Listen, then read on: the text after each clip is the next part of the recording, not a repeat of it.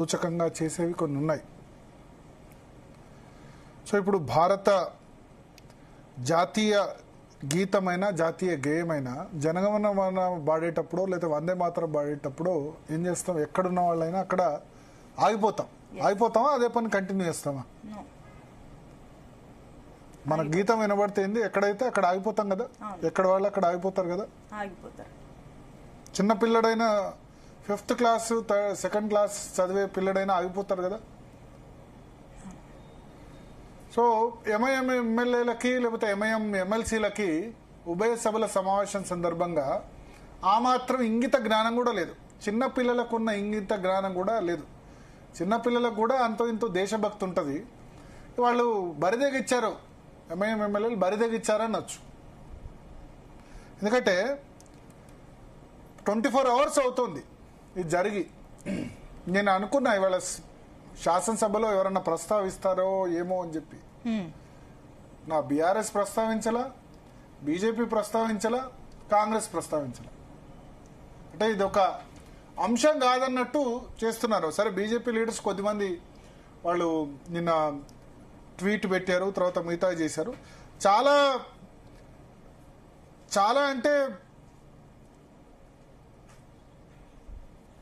మాటలకి నాకు చెప్పరావట్లే. అంటే ఇంత సీరియస్నెస్ లేకుండా లెజిస్లేటర్స్ వందే మాతరం సందర్భంగా ఇప్పుడు అక్కడ ఓకే, వాళ్ళకి వందే మాతరం పాడడం ఇష్టం లేకుంటే అక్కడే ఉంటే ఏమవుతుండే, అసెంబ్లీలో నిల్చొని ఉంటే ఏమవుతుండే, అట్లీస్ట్ నిల్చొని ఉండి పాడకపోతే వాళ్ళు వాడతలేరని ఎవరన్నా అంటారా? అందరూ అది జాతీయ గేయం వచ్చినప్పుడు అది వాళ్ళు పాడకున్నా ఎవరికైనా తెలిసేది కాదు కదా. అలాగే నిల్చున్నా సరిపోయేది కదా. అంటే ఏంది, వాకౌట్ చేస్తున్నట్టు అంతేనా? వాకౌట్ ఎప్పుడు చేస్తారు? నచ్చని చెప్తే. అంటే వందే మాత్రం నచ్చదు వాళ్ళకి, అంతేనా? దాని మీద యాక్షన్ తీసుకోవాలి కదా. మరి అటువంటి వాళ్ళు అసెంబ్లీలో ఎందుకు ఉండాలి? గవర్నర్ ఉన్నారు, కౌన్సిల్ చైర్మన్, గవర్నరు, స్పీకరు ముగ్గురు నిల్చొని ఉన్నారు, కింద చీఫ్ మినిస్టర్, మిగతా లెజిస్లేటర్స్ అందరూ ఉన్నారు. ఆ సమయంలో వందే మాత్రం వినబడితే వాళ్ళు వాకౌట్ చేస్తే ఏమనాలి? మరి ఎందుకు అసెంబ్లీ సభ్యత్వం ఉండాలి వాళ్ళకి? ఎందుకు కౌన్సిల్ సభ్యత్వం ఉండాలి? రాజీనామా చేయండి. మీకు ఇష్టం లేకపోతే, అసెంబ్లీలో ఆ వందే మాతరం గేయాన్ని ఆలపించడం ఇష్టం లేకపోతే అసెంబ్లీ నుంచి రాజీనామా చేయండి. ఎవరు ఉండమన్నారు? చిన్నప్పుడు చూశాను నేను, దేశంలో ఉండాలంటే వందే మాత్రం పడాల్సిందే అని ఏబీపీ మరో ఆర్గనైజేషన్ చాలా చోట్ల వాల్ రైటింగ్ రాసేవాళ్ళు. అసలు ఆబ్జెక్షన్ ఏంటంటే వందే మాత్రంలో 4వ చరణంలో ఎప్పుడో అది బంకిం చంద్ర చటర్జీ 1872లో రాశాడు. 1896లో రవీంద్రనాథ్ ఠాగూర్ మొట్టమొదలు దాన్ని భారత జాతీయ కాంగ్రెస్ అంటే స్వాతంత్రానికి ముందున్న ఇండియన్ నేషనల్ కాంగ్రెస్ సమావేశంలో మొదటిసారి పాడి వినిపించారు.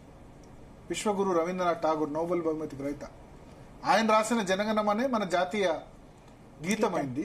దీన్ని జాతీయ గేయంగా గుర్తించారు. దాన్ని వ్యతిరేకించింది ఎవరు? మహమ్మద్ అలీ జిన్నా, పాకిస్తాన్ జాతిపిత మహమ్మద్ అలీ జిన్నా వందే మాతరాన్ని వ్యతిరేకించారు. అంటే పాకిస్తాన్ ఐడియాలజీ, వీళ్ళ ఐడియాలజీ ఒకటి, ఎంఐఎం ఐడియాలజీ, అంతేనా? అంతే కదా. ఇప్పుడు ఎంఐఎం ముస్లింలకు ఠేకేదార్ అయితే నేను ఒక మాట చెప్తున్నా. నిన్న పాకిస్తాను రంజాన్ మాసంలో 400 మంది ఆఫ్ఘనిస్తాన్ ముస్లింలను చంపేసింది.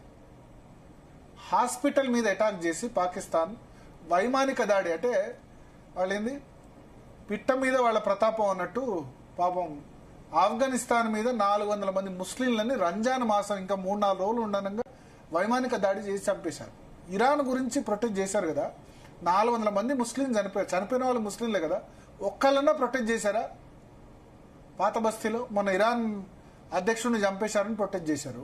ఆఫ్ఘనిస్తాన్ లో కూడా చనిపోయిన వాళ్ళు ముస్లింలే కదా, వాళ్ళ గురించి ప్రొటెక్ట్ చేయొద్దా? హాస్పిటల్లో ట్రీట్మెంట్ తీసుకుంటున్న వాళ్ళని చంపేశారు కదా.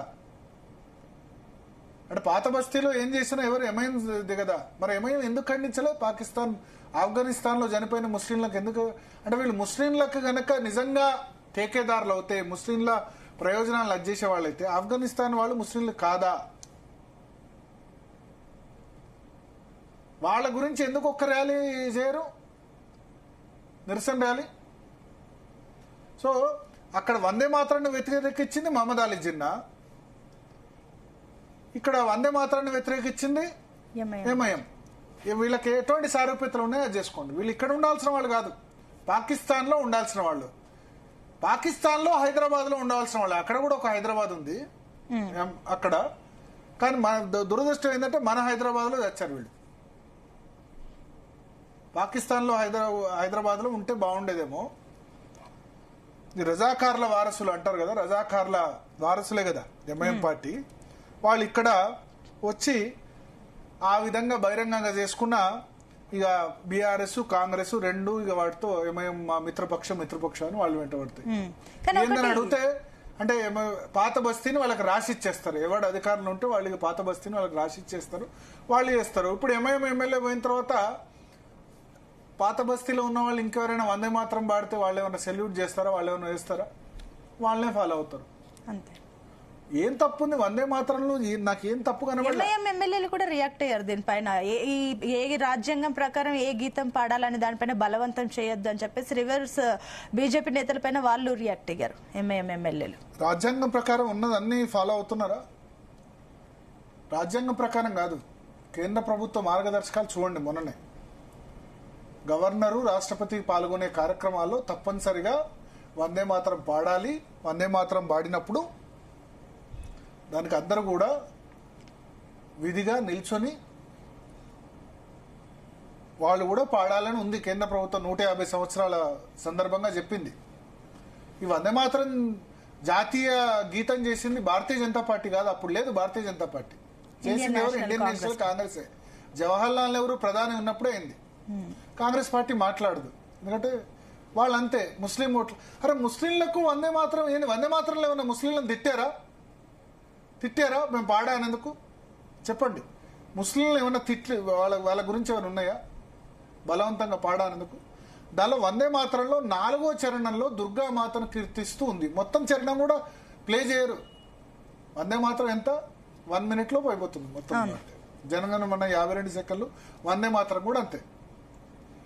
వందే మాత్రంలో 4వ చరణం, ఆ 4వ చరణం కాదు పాడేది, 1వ చరణం వరకే, అంతే, అక్కడికే అయిపోతుంది. సరే, దుర్గామాతను గురించి ఆయన బంకిచంద్ర చటర్జీ రాశారు. అంటే దుర్గామాత భరతమాత అని ఈక్వేట్ చేశారు దాన్ని. దానిలో ముస్లింలు ఏమైనా తిట్టితే వాళ్ళు వాకౌట్ చేసిన అర్థం ఉంది. సో మహమ్మద్ అలీ జిన్నా ఆలోచన, ఎంఐఎం ఆలోచన రెండు ఒకటే కనిపిస్తున్నాయి. ఇంకా తేడా ఏముంది? జిన్నా ఐడియాలజీ కదా. మీరు జిన్నా ఐడియాలజీ ఫాలో అయ్యేది ఉంటే ఇక్కడ హైదరాబాద్ వద్దు, భారతదేశంలో హైదరాబాద్ వద్దు, పాకిస్తాన్ లో ఉన్న హైదరాబాద్ వండి పోయినాడు కదా. కాసిం రజు వెళ్ళిపోయినాడు కదా. వెళ్ళిపోతే మాకు అభ్యంతరం లేదు. మీరు మా దేశంలో ఉంటూ మా అన్నం తింటూ ఇక్కడ ప్రజలతో ఓట్లు వేయించుకొని వీళ్ళలో విషబీజాలు నాటి ఈ విధంగా చేస్తే దాన్ని క్వశ్చన్ చేసేవారు లేదంటే, ఇప్పుడు ఏమైనా తప్పు మాట్లాడితే ఇది హిందుత్వం, హిందూకేం సంబంధం? ఇది దేశ జాతీయ గీతం కదా, జాతీయ గేయం కదా, నేషనల్ సాంగ్ కదా, నేషనల్ ఆంథమ్ జనగణమన కదా. సో ఇప్పుడు మరి ఏం చేయాలి? మరి వీళ్ళు ఏం చేయాలి? సభలో అట్లా వాకౌట్ చేస్తే స్పీకరు అధికార పక్షమో సస్పెండ్ చేయాలి. చేశారా? అసలు ఇవాళ ఎవరైనా మాట్లాడలేదు. ఈవెన్ అసెంబ్లీలో కాంగ్రెస్ కానీ బీజేపీ కానీ ఈవెన్ బీఆర్ఎస్ కూడా ఎవరు కూడా ఈ రోజు అసెంబ్లీలో అందరూ అంటారు తప్పు. నేను అసెంబ్లీ వెళ్ళాను వాళ్ళ తప్పు అనడమే తప్ప ఆ తప్పును ఎక్కడ దానికి వాళ్ళకి ఏది దండన? మీకు ఇష్టం లేకపోతే అసలు అటెండ్ అయ్యేది లేకుండా అసెంబ్లీ సెషన్ అంతే. ఇప్పుడు వందే మాత్రం పాడినప్పుడు పాడతారని తెలిస్తే అసలు లోపలికి వచ్చేది లేకుండా, వచ్చిన తర్వాత వచ్చి వెళ్ళిపోవడం అంటే ఇంటెన్షనల్ గా చేసింది కాదు. ఈవెన్ అది పాట వచ్చే టైంలో అవమానించడం కాదు. ఎగ్జాక్ట్లీ. ఏం పిల్లలకి ఏం నేర్పుతున్నట్టు? ఇప్పుడు వాళ్ళతో పాటు ఇంకా మిగతా ముస్లిమ్స్ కూడా అదే ఫాలో అవుతారు వీళ్ళని చూసి. అదే నేను చెప్తున్నా, ఇప్పుడు వాళ్ళ ఎంఐఎం లెజిస్లేటర్స్ వాళ్ళు ఆదర్శంగా ఉండాల్సిన వాళ్ళు ఏం నేర్పుతున్నారో వాళ్ళు ఆలోచించుకోవాలి.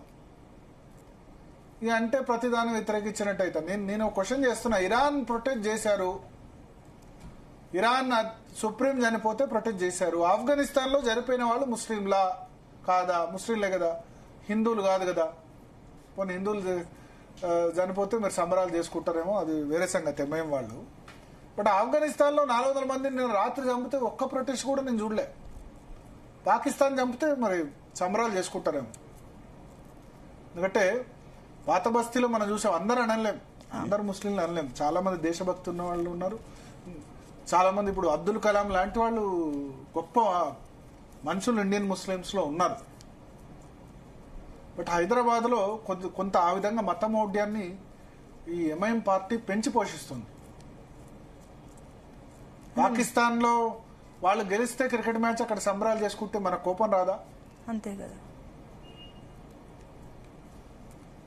కాశ్మీర్ సంబంధించి ఏదైనా ఇష్యూ అయితే పాకిస్తాన్ సపోర్ట్ చేస్తే రాదా? సో ఎంఐఎం కు ఆడిందే ఆట పాడిందే పాట అన్న విధంగా కాంగ్రెస్ అయినా లేకపోతే బీఆర్ఎస్ అయినా చేస్తే వాళ్ళు ఇదే విధంగా రెచ్చిపోతారు. ఇది ఎప్పటికైనా ఏదో ఒక దేనికైనా ఒక అంతం ఉంటుంది.